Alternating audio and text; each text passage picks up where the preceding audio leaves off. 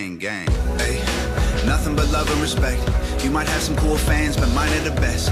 We've been through it all, went to war when duty called. Never left a man behind, we move as one is super strong. I don't want followers, that implies I'm the leader. I'm not the captain, I just gave them something they can believe in. I hold the lamp in the darkness, but they're the light that I needed to see the road that we walk in between the angels and demons. And my fans have my back. Hate us if your feelings don't like facts. And my fans will fight back. Beat you with the keyboard you've been using to write back. I guess we need each other like both sides of the battery. We the army, we the homies, we the gang, we the cavalry. We're brothers and sisters, we hold it down like we gravity. Can't nobody break the bond that made us all family. Me and my fans, we don't care what anybody say. Middle fingers to whoever in the way, man. Me and my fans, we gon' be together to the grave. It's the gang till forever and a day, man. Me and my fans, we don't even trip in the hate. We got all the fuck in our veins, man. Me and my fans, We the hangover gang. Gang, gang, gang, gang, gang.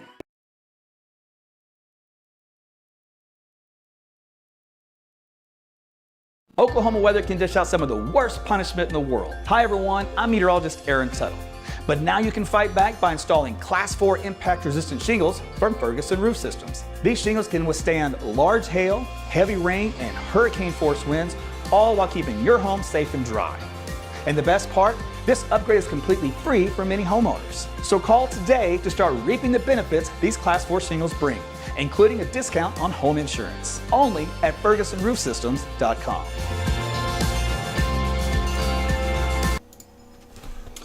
Hey everyone, Meteorologist Tuttle back with you here on a Sunday night. It's about 9:30. So I'm going to load up the old Facebook page here. And that way I can see your comments, concerns, suggestions. Thanks for joining me. It's going to be an interesting night tonight. I'll give it a couple minutes here for everybody to get in. We got lots to talk about. Unfortunately, turn that way down. Fortunately, it's all bad news. I really don't have any good news for you. We talked about this since last Wednesday, and each day the models became more and more in unison across the gamut, and each one uses slightly different physics. So each one has a different parameterization scheme, how they kind of weigh different variables. And when they all come to say the same thing, only a fool would ignore what's in front of their face. So if you're seeing anything out there that says it's too early to forecast or they're not going to know what's happening yet, it's all nonsense. All right. So at this point in time in the game, you have to put your forecast out there. You can't sit there and keep punting the ball because it's Sunday night and this event is coming up on Wednesday. It's fast approaching. And what you can do is, yes, you do understand the data will still change some over the next couple of days. There'll be a lot of massaging and fine-tuning, but you can at least provide a forecast based off what there is now if you know what you're doing. So that's what we're going to do tonight. I'm going to walk you through why I think the outcome is going to be what it is. And it's mostly aligned with what I wrote in my blog this afternoon, so if you haven't had a chance, you can like and share that. Be a couple of slight changes already in the new data, which I did mention in the blog that we're going to look at as far as fine-tuning the lines of, say, where the freezing rain and the sleet is going to be. So that's kind of where we are here tonight. So like and share this video on your walls and pages right now. That will let other people know of what they can be watching currently to get the latest information. I'm actually seriously, I'm just sitting here looking at some of the new data just trickling in as we speak to see if I see anything different to talk to you about tonight. So some of this will be seeing data on the fly. Others will be seeing data that's come in within about the last half an hour that I've already looked at. So I've been able to kind of give you a basis of where we're going. So let's do this. Let me first off real quick, guys on YouTube, by the way, thanks for joining in, commenting, all that kind of stuff. Same thing for Twitter. Good to have you guys on board. And on Facebook, if you're not getting the Facebook notifications when I do go live, make sure you hit the link I just posted in the comments section, and you can sign up to get notifications through your instant messenger. And when you do, just hit manage messages so you'll be signed up for the next one. So you'll get all that information in your Facebook Messenger when that pops up. Again, that's if you're having some trouble getting live notifications through them. Their algorithms sometimes don't behave. All right, with all that said and done, let's get into it, shall we? Okay, so upper levels of the atmosphere is a jet stream pattern. It's the latest look at the NAM model. What we're going to watch for is our upper level storm system and it almost looks like a long wave trough. I mean, the short wave troughs, what we call them, causes instability in showers and storms. The long wave trough actually transverses across the globe. There's usually about 5 of them, Rossby waves or whatever. But this is so long, it's got a lot of influence over a large area. So they usually don't get this big. So that's good if you want a massive storm system. So what you're looking for is roughly this little developing region of lower heights, or we'll call it lower pressure for easy, simplistic terms. And the trough axis extends all the way down to the Pacific. All right, so all this red is upper level energy that then expands out here across Oklahoma and Texas into this fashion out ahead of this moving trough. So that's the setup. This setup is a classic setup. Now, the difference is in the details typically on how they come across. So the southwest flow with Arctic air in place is always an ice storm, automatic, which is why last Wednesday I was safe to call it that's the way it was looking. Nothing has changed in that regard.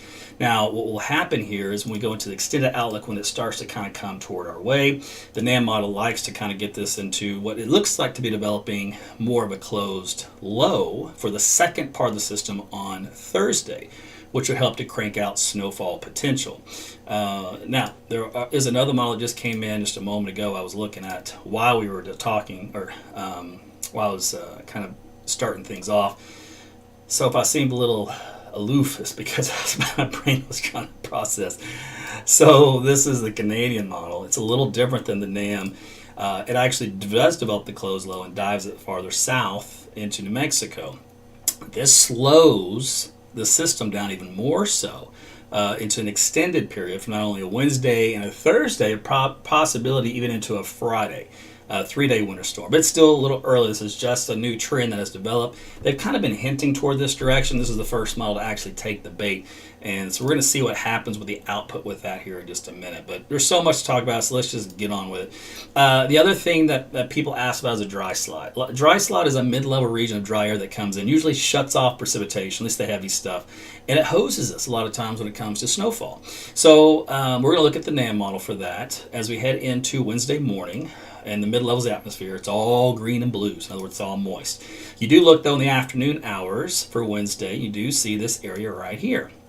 All right, so what we call the dry slot that's moving in out ahead of that wave out across the Four Corners area from the upper levels. Now, as we head into Wednesday evening, around 9 o'clock in the evening, that dry slot is more pronounced here in west central Oklahoma, and it puts the brakes on right here in Canadian County. So what that typically means is it shuts off anything heavy out in this area, but it's still heavy on the east side of this axis point. So that does include the greater Oklahoma City metro area. And if you notice, the dry slot never moves into the Oklahoma City metro. It just kind of skirts Canadian County, El Reno, maybe even Piedmont, and then moves up to the north and east from there into north central Oklahoma. And by, let's see, there's midnight to 3 o'clock in the morning, and then we do get a dry slot overnight, Wednesday night into Thursday morning, as most of the first wave of precipitation is already over. So it's kind of like too little too late. It does move in and it shuts things down, but then we will get this new development with that second piece of energy, which will then moisten this layer back up, and that'll be our secondary area of snow that comes overhead during the day on Thursday. So this will shut off the freezing rain and sleet event, but then we'll have the snow event coming behind it. So yes, you heard me correctly. We have two-part system. We have the ice first, and then we get the snow afterwards. Let's go ahead into, tell you what, let's do the Canadian model here that just came in, because I haven't seen it yet. So you're going to see this with me on the fly. I just want to see how this looks so far. I don't expect anything different. And we're going to zoom in here to Oklahoma in just a second. So Tuesday night, we have the light rain that develops out ahead of the cold front that does move in. And by Wednesday morning, we're going to have light freezing drizzle along the I-44 corridor, points to the north, maybe a little bit of sleet mixed in, northern, northwestern Oklahoma, and some snow mixed in as well, especially Kansas. So if you guys are in Kansas, Colorado, Panhandle, New Mexico, most of the northern half of Missouri, you got a big snowstorm coming. Yours is so easy, you don't even have to think about it. Just prepare for a blanket of snow, heavy snow. All right, so let's see. Let's go to the afternoon. It's not heavy. Again, here in Oklahoma, that first wave is fairly light. The Canadian's going to, it has this bias of being too cold and it's still continuing to do that. So it has a lot of sleet here in the purple shading, even some snow here in Oklahoma City. So that's the bias for that through midnight, but it does continue the freezing rain down here into North Texas and Dallas. They're in red, all the way down to the hill country for Thursday morning. So for that first wave, and then with that upper level low digging more to the south, the influence of that is to have a lot of snow break out ahead of it in this region, and then this snow will move through, depending on how fast it moves, again during Thursday, maybe even lingering into Friday, depending on the final track with that. This model doesn't go out that far, so we'll have to leave it at that. But that's the way that looks right now. Let me go into the close-up view for Oklahoma. All right, so we're going to use the NAM model for this forecast as far as timing and that kind of stuff. So as we head into the 6 a.m. hour, we're already seeing the influence of these little light echoes in the screen, which means freezing drizzle is going to be around. You're going to have some pockets of sleep, maybe even in mid-hours, and then it just goes nuts by lunchtime. So this is some heavy freezing rain on the I-44 corridor from Tulsa to Oklahoma City, out toward I-40 on Elk City, it points down toward Lawton. So the trend has been for the NAM to do this, and even since my blog this afternoon, all right, in other words, the ice line was down here, then the freezing rain line was down here, and now the freezing rain line is here. So in other words, it keeps retrograding this back to the north and west because it keeps those temperatures around 850 degrees, 850 millibars, still fairly warm. Matter of fact, I can show you this here real quick, so I'm going to switch graphics here just to get this point across. So this is Wednesday morning right here. You see these values, there's 5, 6, 6. These are all temperatures that are about 4,000 feet off the ground. This is in degrees Celsius, so it's plus 6 degrees Celsius. In other words, it's not freezing, right? That means it's rain at this layer of the atmosphere. Where is it snow? Here in the blue. So this is all snow in Kansas and in northwest Oklahoma and the Panhandle. Easy call for there. But as long as we have this stuff right here, this warm layer, we've got ice to deal with in the form of sometimes sleet and then sometimes freezing rain. Now, if we head into Wednesday evening, we finally cool down to about 3 degrees. We'll get that transition over to more sleet and less freezing rain. And then eventually we'll get over to snow here, probably right around midnight. But remember, that dry slots should move in, so kind of as the system's tapering off, you get a light blanket of snow afterwards, and then it kind of quiets down toward Thursday morning. We have to wait for the secondary part of that system to come through. So that's what's happening at that layer of the atmosphere. All right, so let me go back to where we were a minute ago so I can finish this out on a flat plane.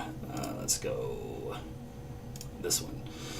Okay, so let's see. Let's head to lunchtime. All right, so we left off at lunchtime on Wednesday. Here's 3 o'clock in the afternoon. Still got that heavy freezing rain, shows up in red. Sleet is in purple. There's a heavy snow out in western Oklahoma and northwest. And you can see it continues from Tulsa to Oklahoma City. Now, in the blog, I had mentioned this line was just to the south, which may help to keep Oklahoma City and Tulsa out of the catastrophic area. Unfortunately, the new data says, no, it's not going to be the case. So this would be something we're going to have to watch over the next couple of days. Now, that fine line you won't be able to see, and sometimes even the day of the event, it's not perfectly clear, but you do know where the ballpark area is. So typically, you just kind of you kind of give yourself a little wiggle room, and you speak in more generic terms, but you do at least give you the timeline and what you can expect. So there's midnight.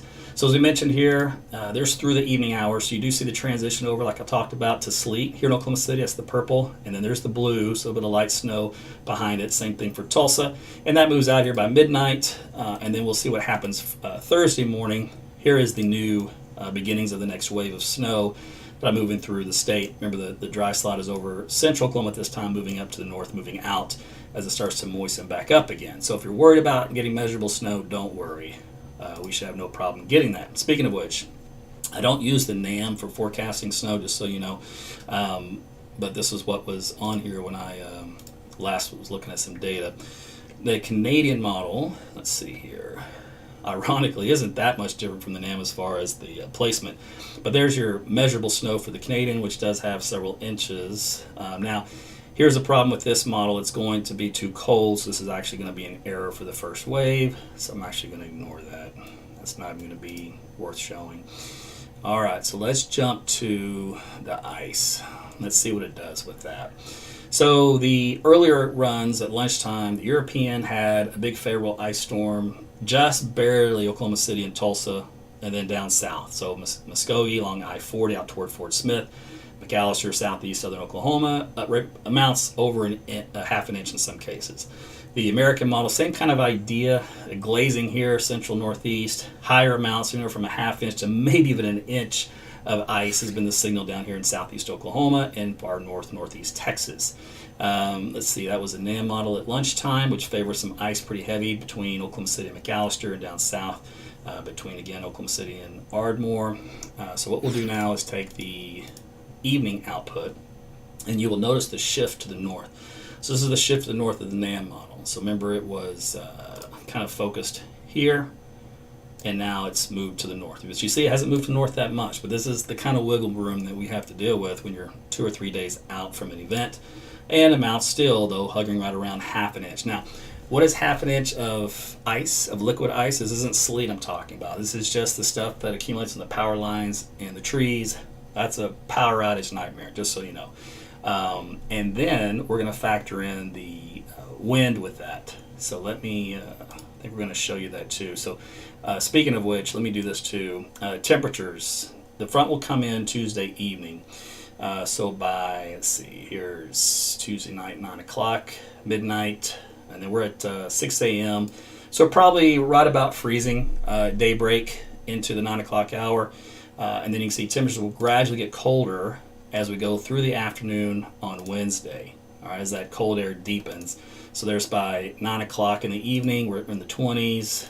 We get down to the teens by Thursday morning at 16 degrees here in Oklahoma City, single digits out in the Panhandle.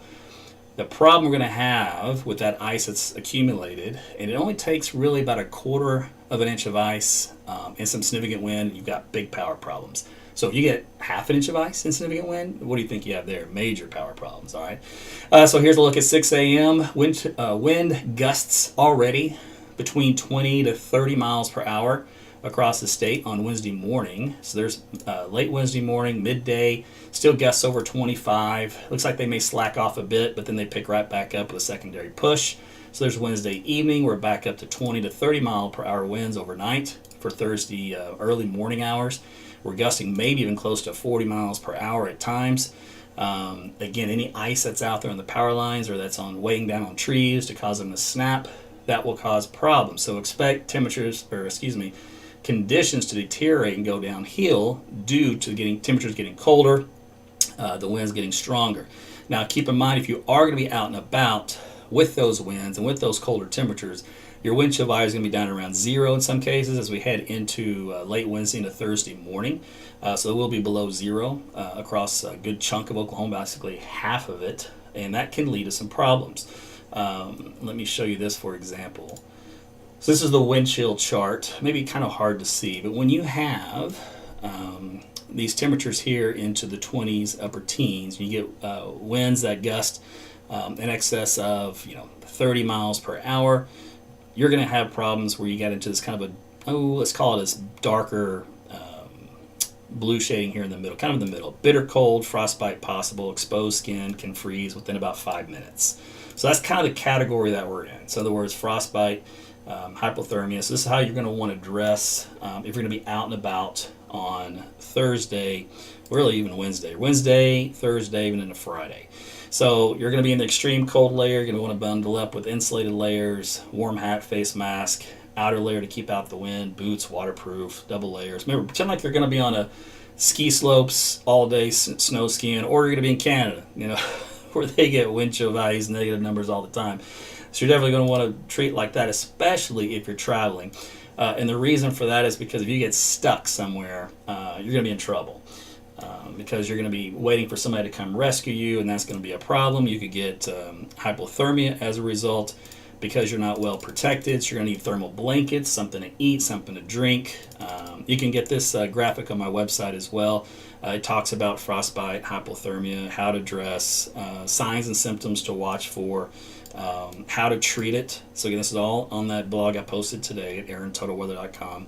And the cautionary tales. We won't go on all this tonight because we still don't have time. We'll probably do that another time later on this week as we continue to talk more about this type of a setup.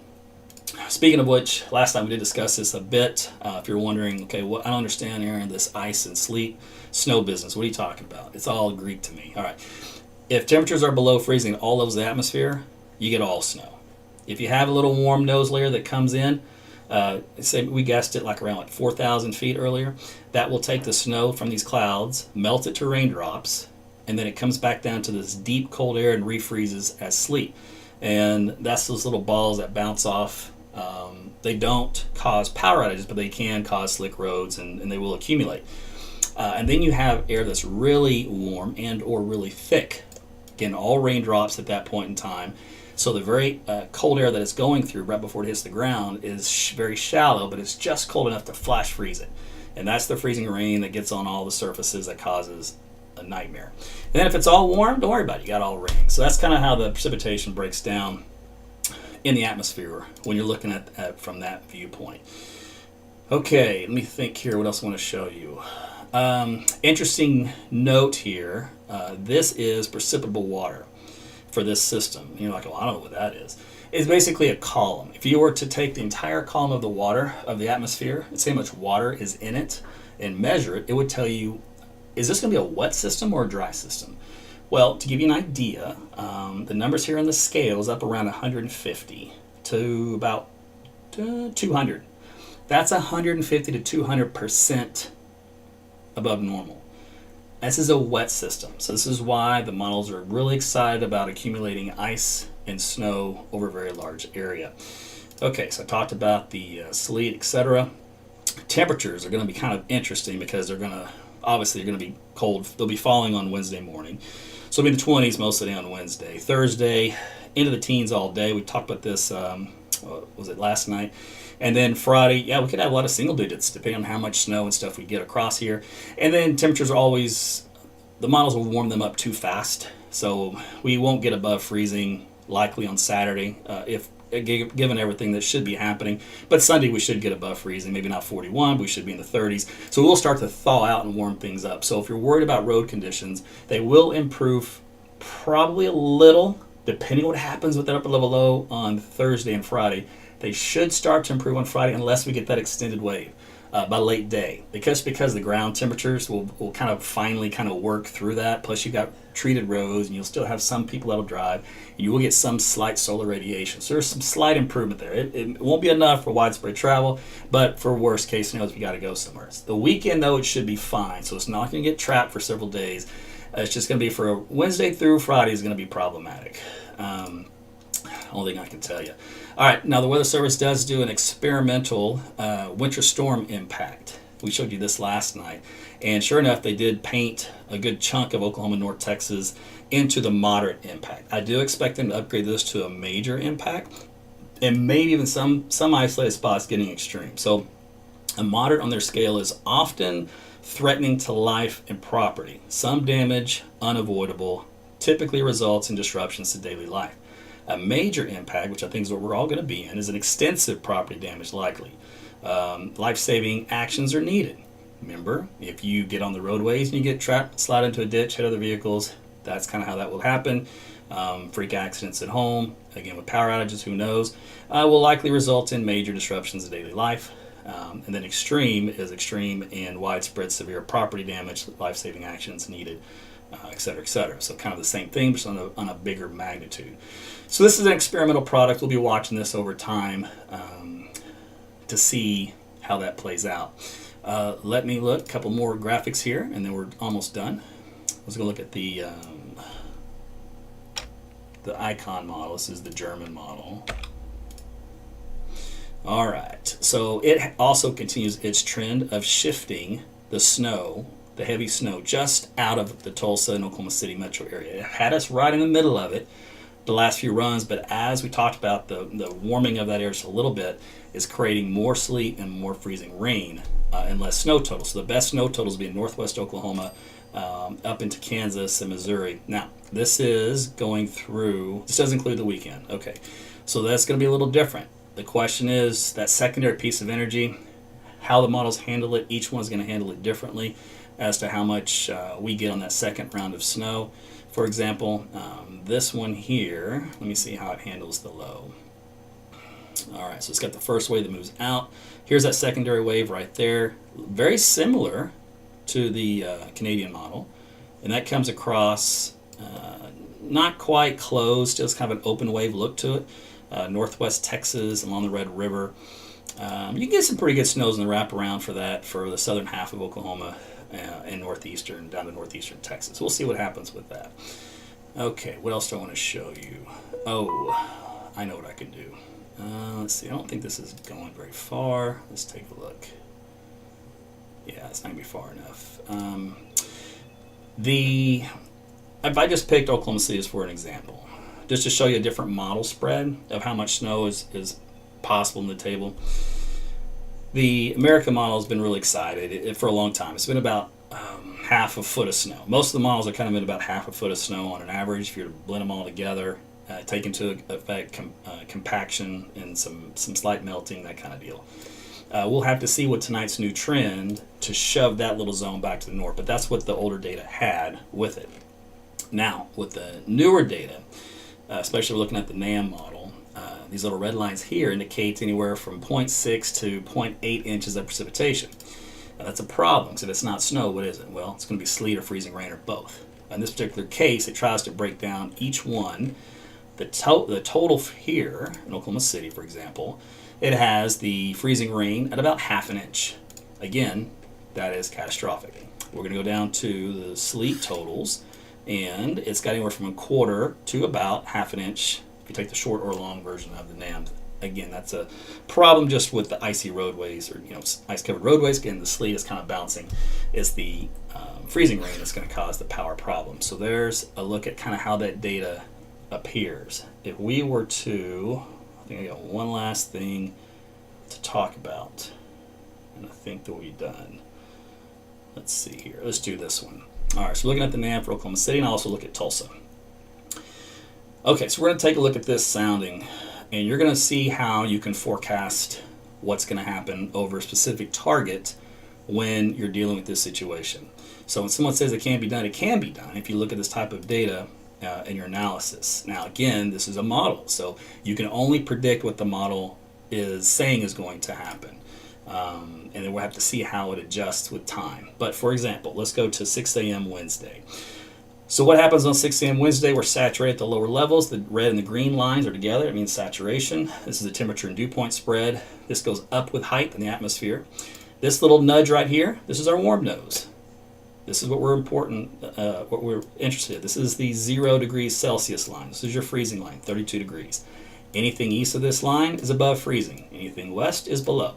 So it's several thousand feet up to here, we're all below freezing. Right around between, 3,000 to 5,000 feet right here, we're above freezing, and then down to 20 or 2,000 feet or so below freezing. All right, why is this important? So let's take a look what happens. So we go into time as the atmosphere starts to moisten, we get more precipitation developing. So here's 9 a.m. on Wednesday, for example. All right, so we have a temperature of plus 6.8 degrees Celsius. That is a rain temperature threshold, all right? Now, this then falls into this layer of the atmosphere, this little layer right here. All right, that's when it starts to freeze, and it stays frozen all the way down until it hits the surface.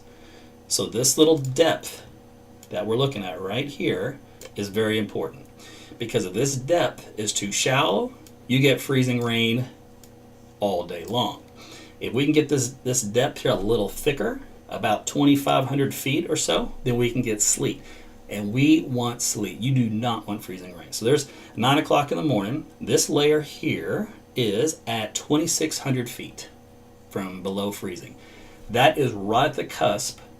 When you have a temperature of plus 6 or so, that's right at the cusp of going back and forth between sleet and freezing rain. We're right there here in Oklahoma City. All right, so let's go through time. So there's 10 o'clock, 11 o'clock, 12 o'clock. So we're at 7 degrees Celsius, even warmer. And then we're about -5 for the coldest. We're at the threshold, but we're at 2,200 feet. That's not good enough. We got to be at least 2,500 feet. This is the top-down precipitation forecast method. So this means freezing rain. And the model says, yeah, look here, all freezing rain. That's precipitation type. When is it going to stop being freezing rain? Let's see. We'll keep going with time. Here's 3 o'clock in the afternoon. 4, 5, 6, 7, 8. Okay, this has gotten deeper now. This column of cold air is now up to 2,900 feet. Look at that. So once we hit the evening hours, we transition out of freezing rain, and then we head into the sleet. So thank goodness we can stop calculating the freezing rain totals, and we can start going to sleet. And this will continue until it eventually changes over to snow. They're in blue, which doesn't happen here on the model until about 12 o'clock in the morning, which, of course, midnight, and then the precipitation shutting down because of the dry slot. That means, again, this first wave is mostly ice. All right, so here's a look at how you can look at that from a two-dimensional view. We looked this a lot of times last few nights. You've been watching my lives. You understand this graphic very well by this point. So I'll again show it for you. We'll do red, 'cause it's just kind of, let's do yellow. All right, this right here is your snow growth zone here in purple. This is around 15,000 feet. And the green is humidity, so it's saturated. It's 70, 80, 90, 100% humidity. These red contours you see all over the map here, this is all omega, which is lift in the atmosphere. Time window we're looking at, let's do this. This is Wednesday morning right here. And then this is Wednesday evening. So we're going backwards in time, so right to left. I know it's weird. So we're looking at during the day on Wednesday only in this graphic. So what it tells you is we got a lot of lift to produce a lot of precipitation. What we see down here in red from 12Z to 18Z, which is from 6 a.m. to noon to 6 p.m., is all red. What is all red? Well, that's freezing rain accumulations. What does the model do here? 0.57. So again, that's over half an inch of pure solid ice. Then it goes to orange here, which is sleet, and it goes to about 0.2 of an inch of sleet. So, not much, about like that. But it's that half inch of ice that's problematic. And what you see on here, let me click the snow button, is a lack of snow. You do see the snow eventually down here. It's a dusting around the midnight hour like we talked about as the system pulls away and things kind of wrap around. So this is what the NAM model has been trending toward over the last 2 runs today. That's not good for us. Let me go to Tulsa. You guys up in Tulsa, is it any different for you? Well, let's take a look. Okay. Same idea. 12Z through 0Z. 0.72. So you're looking at 7/10, even more ice than Oklahoma City. 3/4 of an inch of ice before it's all said and done. It may throw in another 1/10 or 2 late evening as it tries to transition over to sleet. So it may bump you up even higher than that. Again, that's crippling. That's going to shut Tulsa down, multiple power outages. And then we've got the orange here for another couple of tenths of sleet. And then we're going to have snow on top of that right around the midnight hour, and you should get about an inch dusting on top of that, just according to the NAM. And again, the NAM's not the greatest with snow, but point being it's good with precipitation in general, not a phase change to snow, but the phase for the icing and stuff is pretty decent. So that's what it looks like in the vertical for both Oklahoma City and Tulsa. Okay, I'm going to see if there's anything else I want to tell you. Then I'm going to give you a quick recap for those that are late and missed a lot of the graphical explainers. I can show you. Let's take a look at the latest snow estimates. Let's see.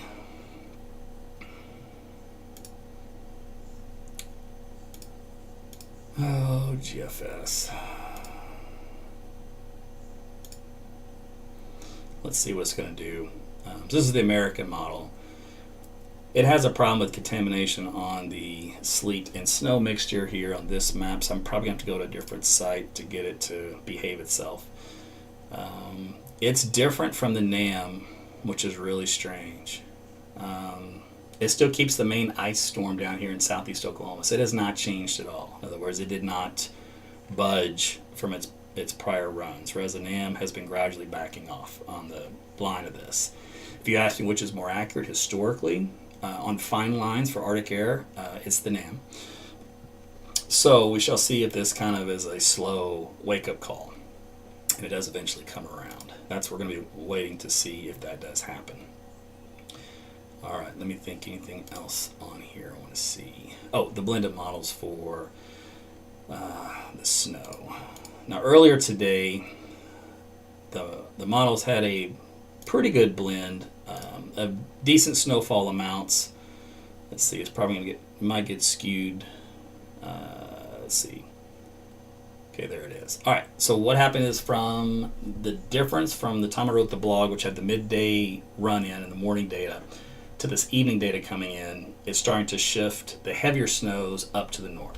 So this map represents that shift to the north. Let me go, and that's just through Thursday. So let me go ahead and cover that second part of the system that would come through on Friday.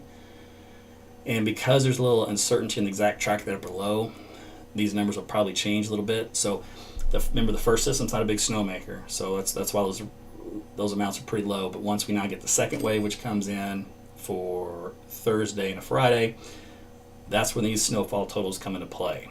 Conservative effort is again about 5 inches here in much of central Oklahoma, close to 6. A little higher northeast Oklahoma. So not much different from what I had in the blog. And then of course way higher for southeastern Kansas and southwest Missouri, which you guys will be hammered up there for snow. So that's what you can look forward to up there. So that's kind of the latest change here on the snowfall totals. And this is going to change. It'll change tomorrow's data. It'll change on Tuesday's data. And it'll change on Wednesday's data. It'll be constantly evolving as far as these numbers go. And then the models will settle down or on a general range. But this is at least a good ballpark figure to start with. It gives you what the potential is on the table as far as what we have to work with and the forecasting element of things. Okay, I think I covered it. All right, so you're late, right? So you didn't get in time. You missed it for whatever reason. You didn't get notified, whatever the case. So here's the deal. Big winter storm coming. It's a classic setup for Oklahoma and parts of North Texas, for Kansas, Missouri, Arkansas, Texas, Panhandle, New Mexico, Colorado. All right, big winter storm. It's a long-lived winter storm. It comes out in two-part wave. We get our first wave on Wednesday, starts in the morning hours, early morning, and then our second wave comes in for Thursday into Friday. And now there's deviations in the data if that's how long that secondary wave lasts. Is it a day? Is it a 12-hour period, 24-hour period, or 30-hour period?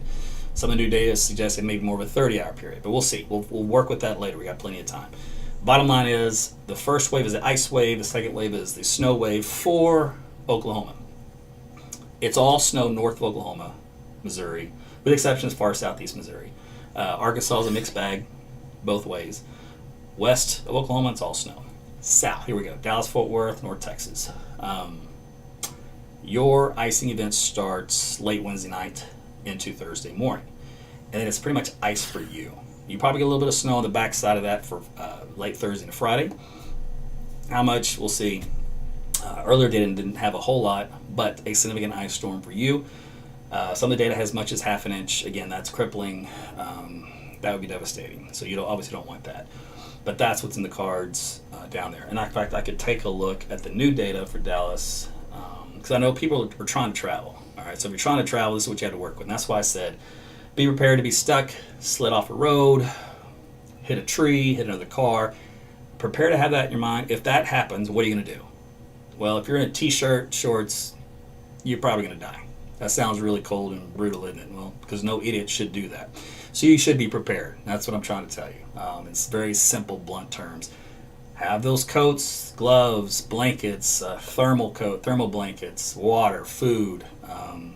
Make sure everything's charged. Your fluids in your car, coolant, oil, your windshield wiper fluid. Make sure you have good tires. There's so many things you would have to do if you have to get out in this kind of stuff. Some people do. And in Canada, they're used to it, right? But they're in a city that's designed for that. We're not designed for that. So, and if everybody kind of shuts down and everybody kind of stays off the road, it's going to be some time before somebody gets to you and is able to get you out. Plus, on top of that, let's just say you're one of hundreds or thousands of accidents. You getting a tow truck versus the next guy, good luck with that. So what I'm saying is you have to prepare for those type of situations that you can at least be protected and be safe during it. It's the only reason why I'm talking to you that way, not to berate you or talk down to you, just to let you know how serious the situation is. Because I don't want you out there in harm's way during this event. It will not be good for you. All right, so let's see. Let's go to Dallas. And we'll see what's going on down there.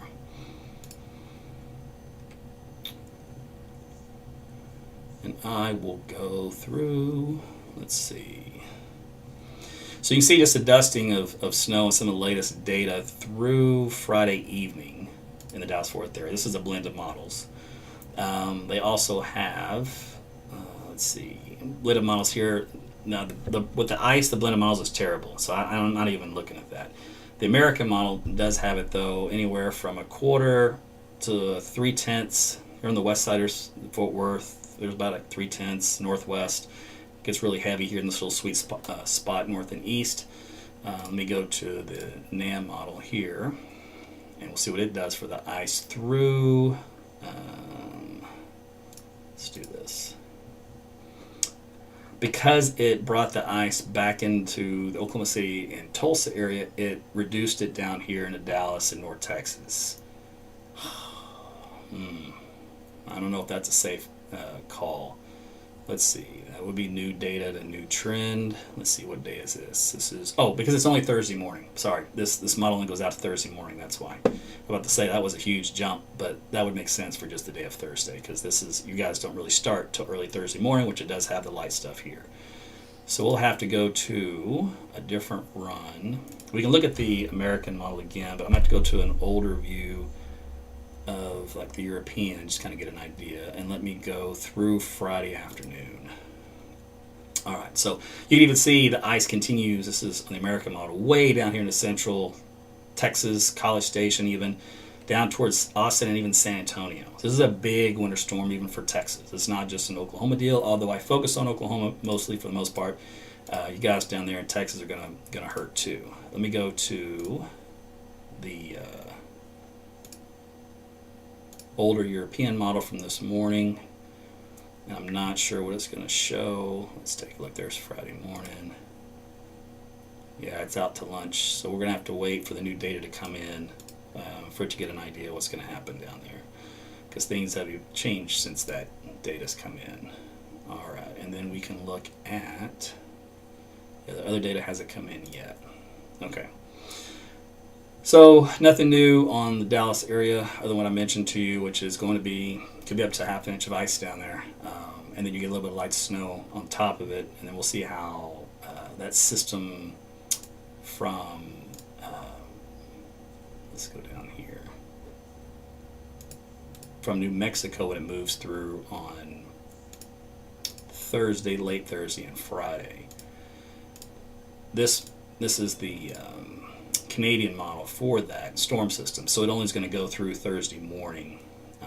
This looks like a little better output, but it does have that higher risk of ice down here in south central Oklahoma and North Texas. 2/10 in the purple, where it's 5/10 is where it gets into the deep purple colors, and that extends all the way down south I-35 to the hill country back out here towards San Antonio. So there's, again, if you're traveling, if you're trying to head south, you're going to have problems.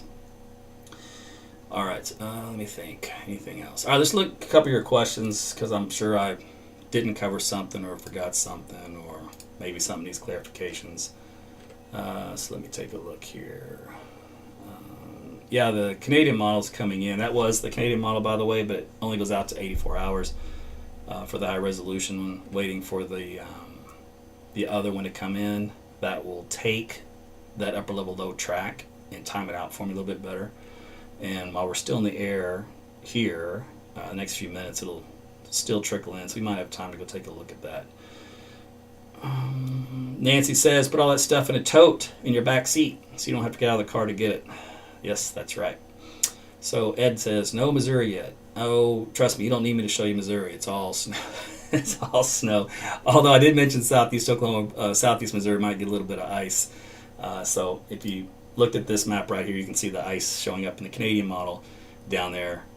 If I were to look at the NAM for that area, it does a little bit more. So southeast of Missouri is going to have the ice storm, whereas the rest of the body of the states gets sleet in south central, and then all snow really from central to north for Missouri. So I'll jump up here real quick. So there you go. So you can see northern sections doesn't see any ice at all. Central sections gonna be a mixture of ice and snow, and then it's all ice down here in southeast for this big wave that comes in for Wednesday. If you go to the snow, we won't use the NAM because it doesn't do a very good job. Let's use, well, it didn't really, I say that, I go to the American model, it does this. Sure, whatever. 2 feet of snow up here in northern or central Missouri, north central Missouri. But some of this is going to be sleet contaminated, so these results won't be that high. But still, you're going to get a heck of a snowstorm for eastern Kansas and most of Missouri, central to north, and then northeast from there. That's why I didn't cover it, because it was just such a done deal situation. Kansas, yeah, you guys got snow too, so there you go. Not as much out west. It kind of starts getting heavy central, and then points to the east from there. All right, so that was a good question, and that's why I skim your questions so I can give you something I didn't think of or that I skipped, because I have so much to talk about. I mean, I only showed you guys a fraction of what I looked at all day today. My head's spinning. Okay, so let's see. Let's go back here. So we are talking about an ice storm, and we're talking about a snowstorm. So this is a double whammy. It's one of each. I was trying to get your comments on Facebook, and my phone just pooped out on me. So I won't be able to see going back too far. And on my browser version, it only shows me 4. That doesn't do me any good. All right, so I reloaded it. So if you had a question for me on Facebook, type it real quick, because I'm not going to see anything other than from a few seconds ago. And by the way, thank you for sending the stars tonight. I know a lot of you did send some stars on Facebook, so I appreciate that. Appreciate your support. I know there's been some calls for Larry. I know you guys love Larry. I put a little a reel. You know, Facebook started doing reels, and it nagged me to do a reel. So I was like, all right, fine. So my first reel I did was the winter storm, and the second reel I did was Little Larry. And some of you guys saw that. It's on the wall if you wanted to go see that. How confident are you in the storm this time around, Ryan? Super confident. And why is my phone not showing me the stupid comments? What's going on with you? I can't see anything. Ugh, so irritating. Closing that down. But yeah, so extremely confident. The only details that we have right now, we already kind of have the timing down. We have the general areas down. So now all it is at this point is just fine-tuning the exact freezing rain line that then goes to sleet, and then goes from sleet to snow, the transition lines. That's the only thing, and we already know the general area for those. For example, I-44 corridor. As we get closer, in theory, we'll be able to say, will that line be on, for example, southeast side of Oklahoma City? So that means like Norman, Tinker gets solid ice, and then Edmond and El Reno gets all snow, and then Oklahoma City downtown gets sleet. That's the kind of goal that I have for you to narrow it down to that specific. Now, in the end, does all that matter? Not so much, except for when it comes to power, because obviously it's a mess for everybody. And then you want to focus on where the most power outage issues are going to be. So that's where you really want to know where that fine line is for the freezing rain. We already know the wind is going to be bad. Now, for me, I can do that, but beyond that, what does it do, right? So in this particular case, for you already know what the big picture is. You don't need to wait for the minutia. You already know if you got a generator, get it going. If you don't have one, raid the store before your neighbor does. One of those deals. If you don't have your milk and bread, well, get out there and get your milk and bread. So I figure tomorrow will be Panic City. That's usually the way it works in the world of weather for these kind of events. Let me see. I'm going to load up this thing one more time on my phone in hopes that it does work the third time. Third time's a charm. Hey, there's some comments. Woohoo! All right. I don't know what happened earlier. All right.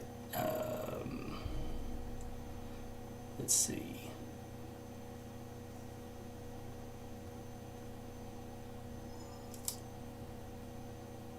Yes, Ashley, did say quite a bit of snow for southeast Kansas and Missouri.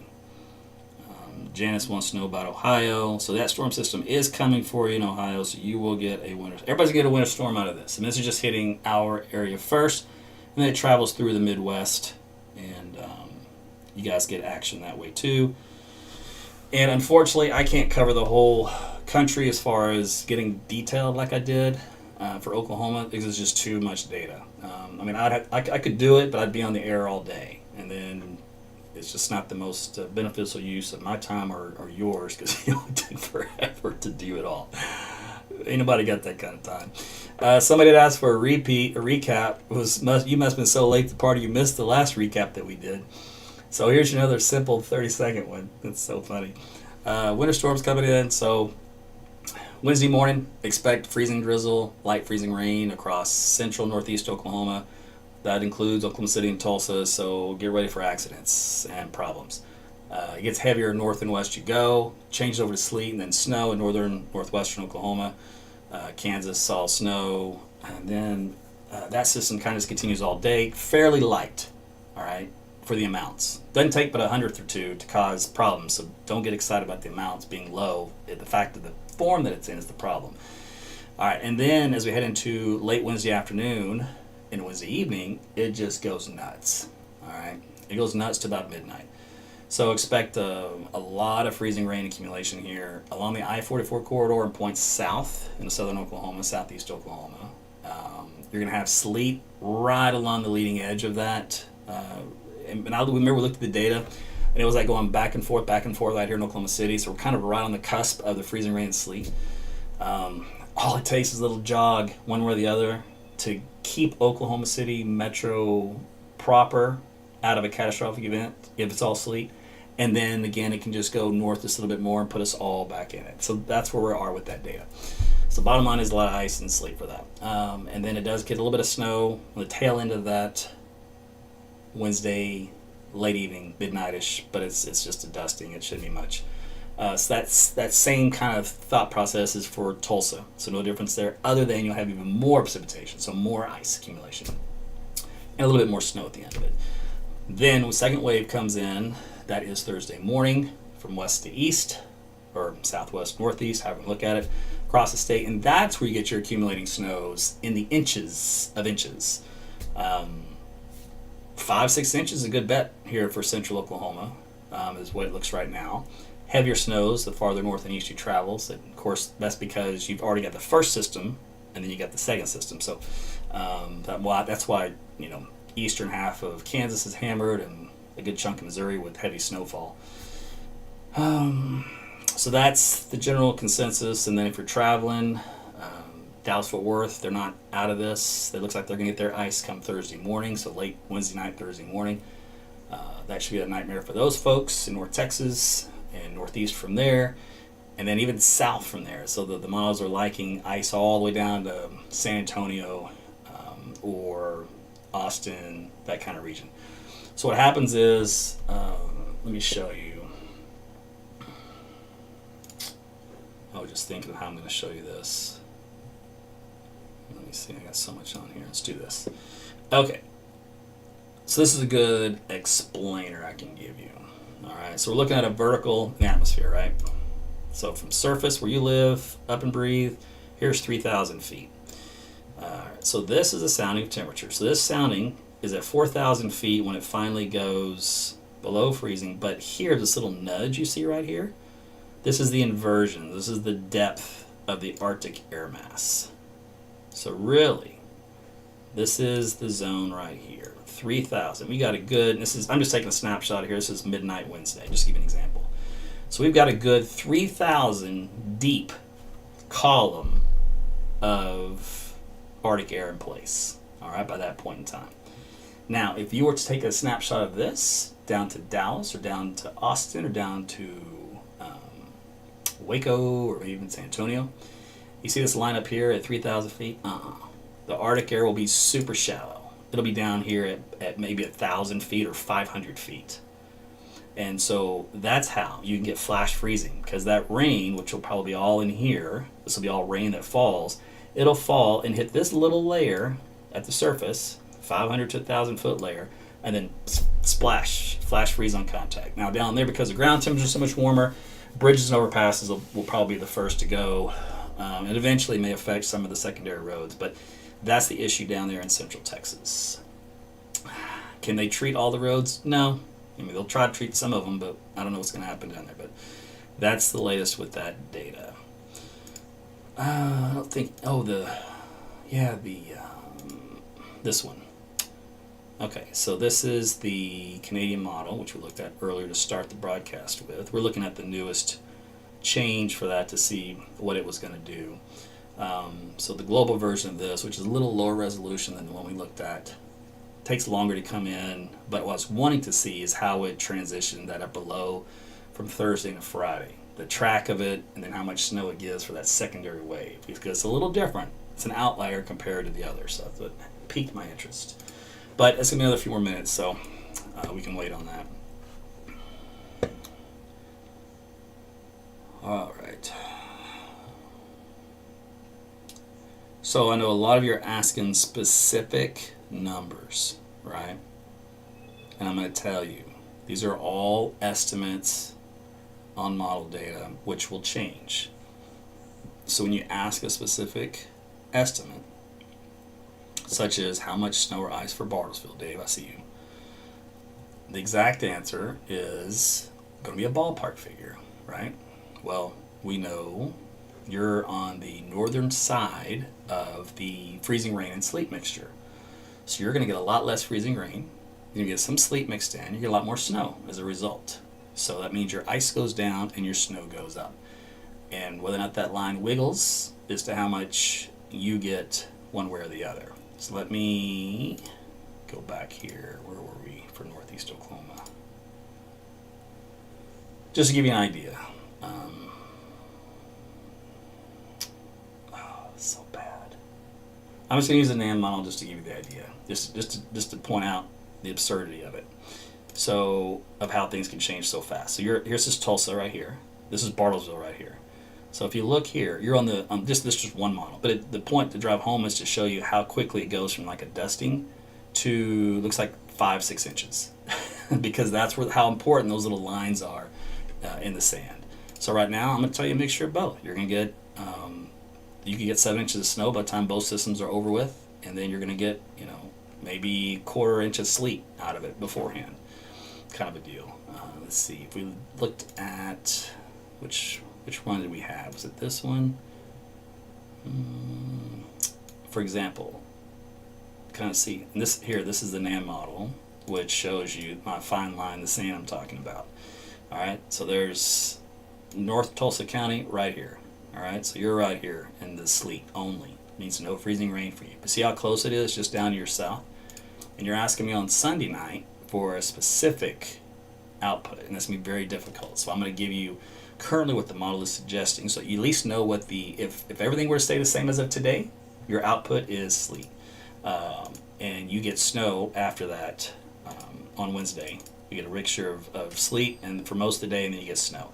So that's a lot of sleet accumulation up there, to give you an example. And then if you looked at the ice accumulation for just freezing rain, because you're getting all sleet, you have none here in the model data. All right, you guys got a little bit of, you'll probably get a glaze, just from the very beginning, from like some drizzles. That's a couple of hundredths, but anything more measurable than that, it's not going to show up. So that's kind of an example, though, of how quickly it can change from one place to the next. From Tulsa to Bartlesville is not that far. Just like from Norman to Edmond is not that far. And you're going to have a dramatic output in between the two cities. I may only get a glazing of ice up here, a couple of hundredths in Edmond, and then you may end up getting 3, 4, 5/10 of ice in Norman. All right, that's just kind of how this thing's going to set up. So the trend, like we talked about earlier today for the NAM, is to take this ice grouping and move it from down here to now up here. So the trend's been shifted back north and west with time a little bit, and that's just because of the data coming in the mid-levels. All right, I think, okay, that was all of that. And then I'll go back to this other deal here.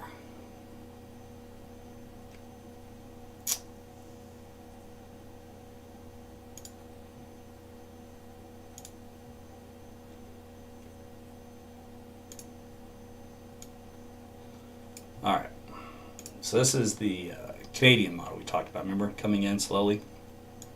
we're now finally getting past the timeline of the other one. So the other one we left off with the upper level low digging down here, which was different from the other models. They were kind of hinting that it would kind of do a little dip for a low, but it never closed it off and much less retrograded, and this one did. So this is an outlier. Will this be a trend setter? That's the next question. But regardless, let's see what happens with it. This is Thursday morning. So there's Thursday midday, and there's Thursday afternoon. So whatever little low it had, it weakens, fills in, starts to move across western Texas by Thursday evening. So that delays things a little bit as far as timing. But you still have broad lift out ahead of it. So let's see what that looks like. So we're going to forecast on the fly here, just if all I had was the Canadian model to go off of. All right, so it's Thursday morning. All the red is lift. That's what's going to cause the next round of heavy stuff. There's Thursday midday. You can see a lot of lift here in central Oklahoma, Red River, southwest. And then let's go to Thursday afternoon. Whoa, that's a big chunk of lift here over Oklahoma. That's a lot of snow coming down. Click a forecast sounding on that. Oh, it's not going to be ready yet. Yep, not yet. Okay, but that's what that signal is. And let me zoom in.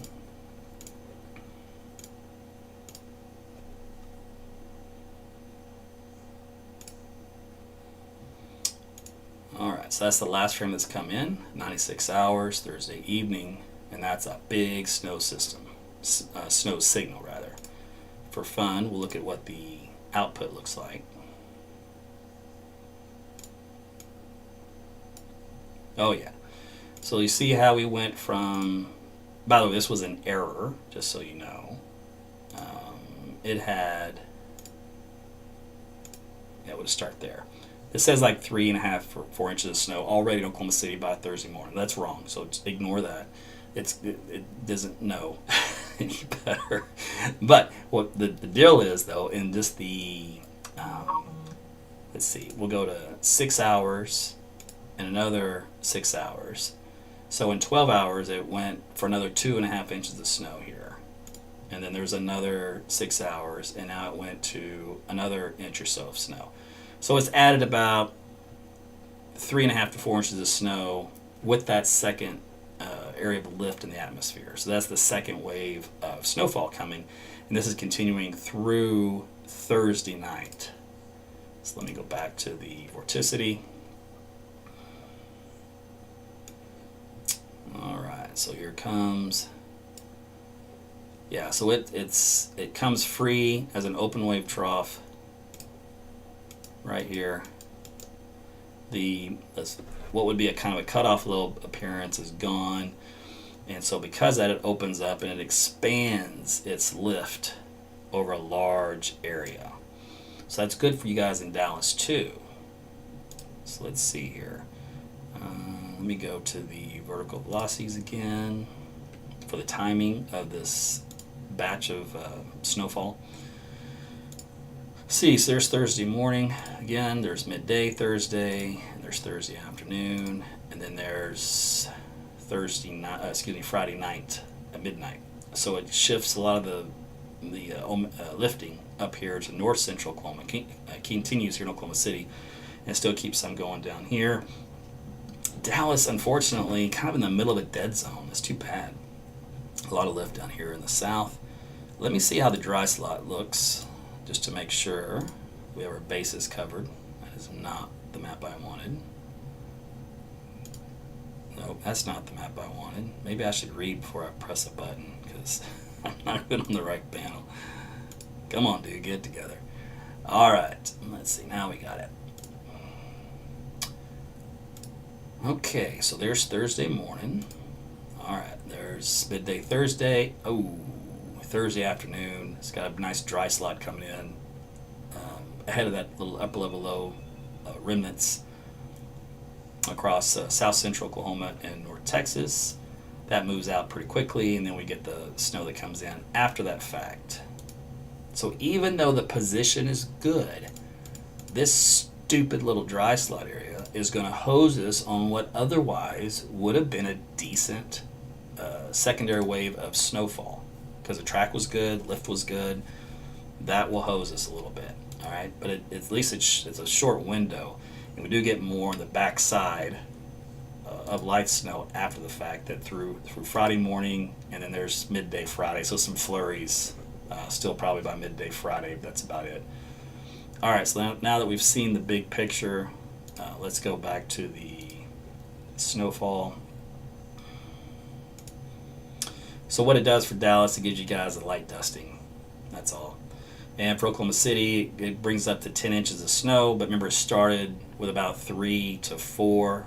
So that's about 6 inches of snow. So that's good. That didn't change my forecast at all. Yes. Now again, my forecast obviously is only good at this point, as what the models continue to suggest it being. It just means I'm in the right ballpark here. What's going to happen? Each run that comes in has not deviated, so that's good. So I got to go with what it's suggesting. All right, so there you go. So that was neat, little bonus for you guys that hung around to see what was going on a little longer term. Brandon says, keep it out of Houston. We don't want it. Oh my goodness, if you guys had this down in Houston, you wouldn't know what to do with yourself. But I tell you what though, you know what it would do? It would slow down some of those catalytic converter thefts. Saw some of those stories and pictures, man. It's crazy up there. Down there, I should say. I guess everybody from here on out, when you buy a new car, you're going to have to buy one that doesn't have a catalytic converter exposed. Really, that's the only solution. I looked into how you can lock them down. There's a couple of aftermarket deals you can do, and they're lame, and they wouldn't stop anything anyway, contrary to what they claim. How do you know? You can go on YouTube and see people bypass it. So, yeah, that whole deal, man, I got no answer for the catalytic converter situation other than buy a car that didn't have one exposed. So, tell the auto manufacturers, zip that up. It's going to be a problem. All right. Let me think here. Greetings from North Carolina. Thanks for the update. You bet. You know, my brother's moving to the Carolinas as of today, as a matter of fact. All right, I see some people that have gone on real late. So late, they don't even know the first hint as to what's coming, which means I got to do another recap. That's fine. So we'll do that one more time. Nathan says, do you know the ground temperatures? I'm so glad you asked that. That just triggered a memory of mine that I did not address earlier. So let's do that, shall we? Alright, so I am now on my website, AaronTuttleWeather.com. I'm going to show you some cool things. You want to go to the Weather Data tab. While you're at the Weather Data tab, a couple things you would want to look at to help you out. The first, let me click on this one. And it might be a little slow because I'm cramming my bandwidth. But it's got the Oklahoma Mesonet weather maps on here. It'll show you the wind chill, the current temperatures, lows and highs, humidity out there, the peak wind gust, and yes, soil temperatures. Alright, so somebody asks, okay, what's the soil temperature? Well, right now it's in the 30s to low 40s. Now this will drop because technically this is pretty warm for soil temperatures and would indicate some melting of snow, which we do expect. Now, of course, the issue is we're going to have freezing rain first. So that will preclude kind of the melting idea for the snow. But what I'm going to say is you can go on the Oklahoma road conditions page here on my website, because a lot of you are going to want to use this. And this will show you the ground temperatures there. But it'll also tell you the snow route here for Oklahoma City. And then it'll give you the Oklahoma road conditions map out there if you're going to be traveling across the state. The roads will highlight with cameras you can click on, and they'll be closed and or open. Same thing here with the transportation network. You can click on these cameras. You can zoom out, zoom in, different parts of the state, and find if the roads are closed or if they're moving really slow, etc. So that's one thing you can check on. You can do that multiple times a day. And then also power outages. So that's the other tab you've got on here on your fingertips. You can get all this through my weather app as well, AT's Weather to Go on Apple, Google Play. It has a menu item there that accesses my website as well. So a lot of information you can get that way if you don't want to just bookmark it on your mobile browser. But it also has the OG&E to show you where the power outages are. So you can zoom into that and navigate the map that way. And then it also has a link where you can get to the co-op outages from OAAC and also Power Outage USA. So those will be good for you for helpful information. I think that's about it. All right, so one more wrap up, and then I'm wrapping up. By the way, thank you for the stars, Craig. I see you. Matter of fact, thank you all of you for the stars tonight on Facebook and on YouTube. And you guys send those super chats. I appreciate those as well. And you can always be a subscriber, both on YouTube and also Facebook fan subscriptions. You can do Patreon. You can do Subscribe Star. A lot of different ways you can support me if you'd like for my time and services and predicting some of the wildest weather we get here in Oklahoma and giving the most accurate forecast you will find. I don't have a banner that says accurate 7-day or Weather Right says most accurate in the city, because all that's promotional PR nonsense. It's stupid. Because if you have to say that, it ain't true. This is a little tip for you. So I just do what I do, and then you guys speak on my behalf, and that's how I get the reputation of being the most accurate. Not because I claim it or proclaim it. It doesn't work that way. I just work my butt off to make sure that I left no stone unturned and I do a good job, because trust me, no one wants to get it wrong more than me. and I'm hard on myself if I do, because I'm competitive, right? And I've been doing this for a long time, so there's no excuses. And if I do get it wrong, it means that either I'm lazy or something really bad really happened, and I'm not lazy usually. So I might be short of time, which may become a factor. But anyway, so my point is I put a lot into it. So I spend a lot of my time to give you guys the weather information that you can depend on. Okay, so with that said, the final outcome. Again, this is for you folks that are really late to the party. And if you are so late, what is your excuse? And this is what drives me crazy. So this is what I'm going to do for you. Before I give the forecast, I'm going to direct you to what you can do to prevent this from ever happening again. YouTube, tap the bell to get notified when I go live. It won't let you down. Twitter, get notified when I go live. It won't let you down. Facebook will let you down 90% of the time. I hate them for it. You can make sure your settings still say get live notified, because they change them behind your back half the time. So make sure you go to the top of the page, you're following, you like, and you get live notified. Now, that still will not always work. So in the link that I have in the comments section, I posted, and also in the description tab, you can actually physically click this link that says opt in to get live notifications from yours truly.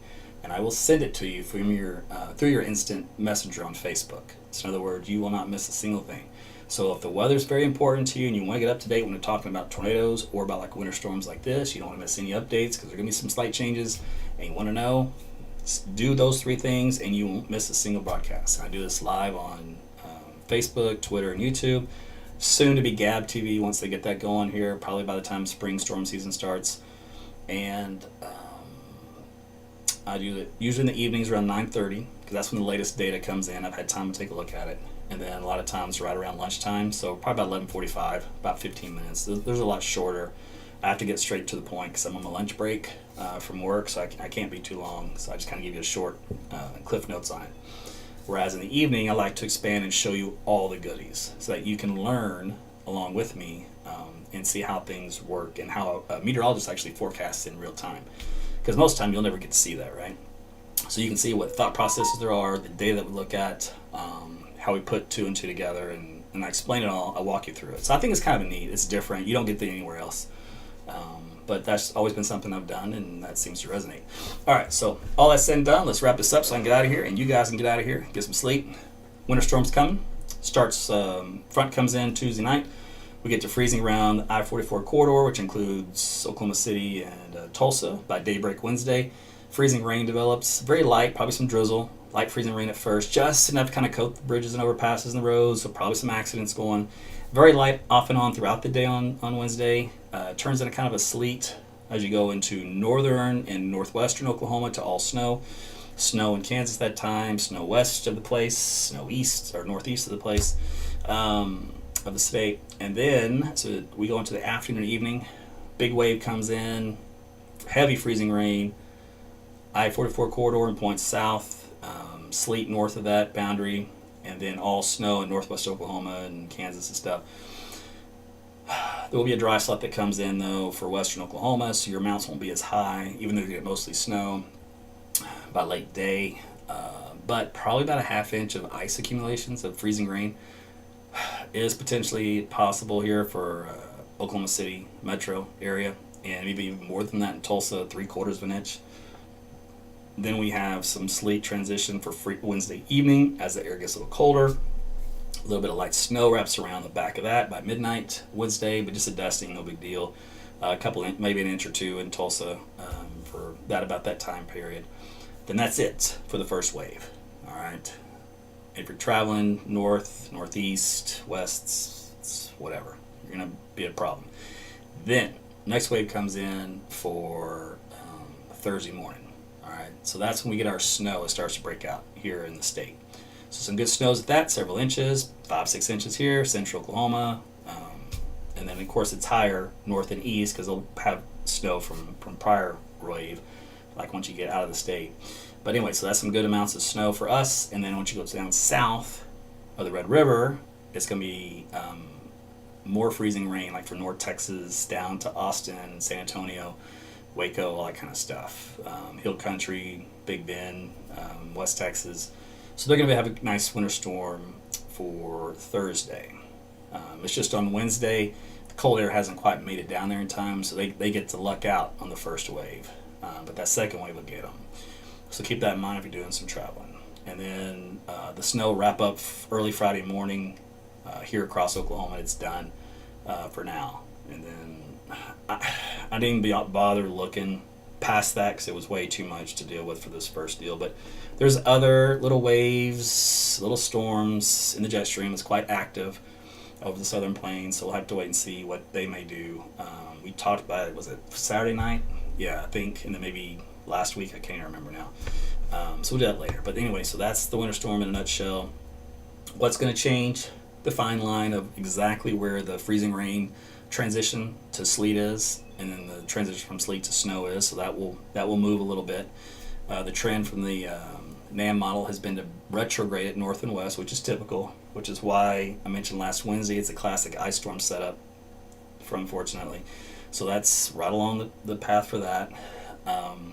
What can change? Well, the cold air can deepen a little more than models think. All right.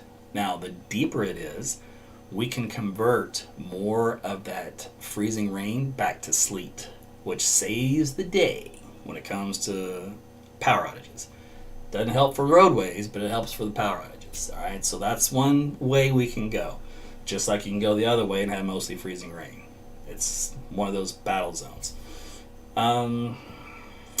If the models were really out to lunch, right, and the air just came barreling down here, super thick, super cold, poof, it's mostly snow, all right? And we had very little in the form of ice. That's not the trend, that's not showing up in the data, but that's usually sometimes an outcome. The final thing that can sometimes hose you is a dry slot, which we talked about before. That's usually in snow forecast systems, though. And what's different with this versus that type of a setup? For that big dry slot, you need an upper level low, really, is what you need. And we don't have an upper level low. We have just a very long, elongated trough axis, which is very subtle, long, extended, just areas of instability lift, gradual lift with just waves built in the middle of it. So that precludes a lot of that drier air developing. Now, at some point it will, because looking at the data we looked at tonight, there was a little slot that did come in briefly, small, but it didn't really mess things up as far as accumulations go. So that's something we can watch for in future data sets to see, because if we can get the jet stream to do something different the way it looks right now, then that can cause that dry slot to either expand or to contract and almost go away. So that's something we'll watch for, which would affect snow totals. By the way, KK for Ty, I see you on YouTube. Thank you very much for the gift. Appreciate you. So that's it in a nutshell. Again, so David says I'm heading to Cancun. I'm out of here. And then David's checking in for DFW. Boy, you guys are killing me. So DFW, their icing event starts late Wednesday night during the day on Thursday. Quarter to maybe half inch of ice down there. So that'll shut the city down with bridges and overpasses galore. So that'll be a mess. Let's see. Right, if I do hang on any longer, the European model will start coming in. But no, I'm gonna sign off. But I will do a live tomorrow at lunch, like about 11:45, and again tomorrow night at 9:30. So make sure you join me then. Tell your friends and family about me, AT's weather, and how they can watch. And I had a really nice compliment on Twitter. The guy said, "Hold on, I'll read it to you because I thought it was cute." Let's see here.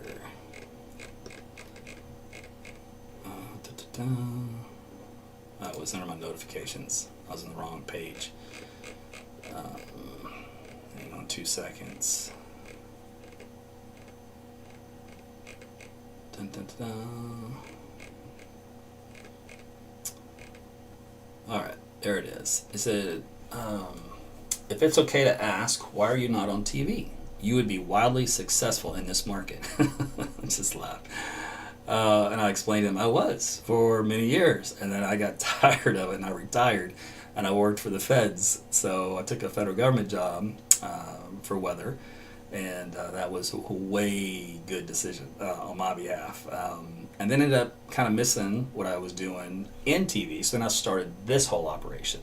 And if those of you folks have been with me from the beginning, you've watched it grow, mature, and get better and refined to where we are today. And so that's been going on. I started with Facebook 2010, and then I went ahead and decided just to make it a company and a logo and a brand name and everything else of AT's Weather in 2014, and start broadcasting live. And so that's the way it's been since then. And the TV stations here in town didn't like that. I'm cutting into their market share. That's not good for business. So much so that Channel 9 stole my storm chaser that I had in a very backhanded way. And they tried to steal my advertiser, I found out. So only people that would do that are those that are threatened by you. So I take that as a compliment that I single-handedly have done something no one else has done. And I took everything I learned in the TV world, built a home studio, and started doing this, and it works. So that's, to answer his question, that's kind of what happened. So you can find me right here on the new TV. This is the new TV, by the way. The old days of the old school thought process of your TV with 3 channels on it is so long gone. All the kids growing up today, all they know is a portable box. So this is the TV. This is a portable box. So when I'm broadcasting live on YouTube, any platform, social media platform, that's it. That's the new TV. It's just the older generation has a tough time making that transition, that's the new version of TV. Because even the TV guys are doing that now. You know, the TV station, because their business model is a dinosaur and it broke with the internet. So they're having to restructure, revamp, redo everything, and so they're total chaos, right?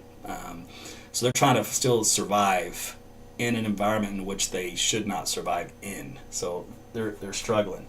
So I'm the future of this whole thing of where this goes from here on out, and I have to spend a lot of time to try to make sure I know where it's going. So you have no idea how exhausting it is to be in this position, though, because you have to keep tabs on everything, and you have to deal with all the social media censorship, because you have to know where the trends are and who's going to leave, and if they do, where do they go, and do I need to start an account there, and then if I do start an account there, can I go live, and if I do go live, so it's a lot of work, but I like it, I enjoy it, it's what I'm built for, it's what I was born to do.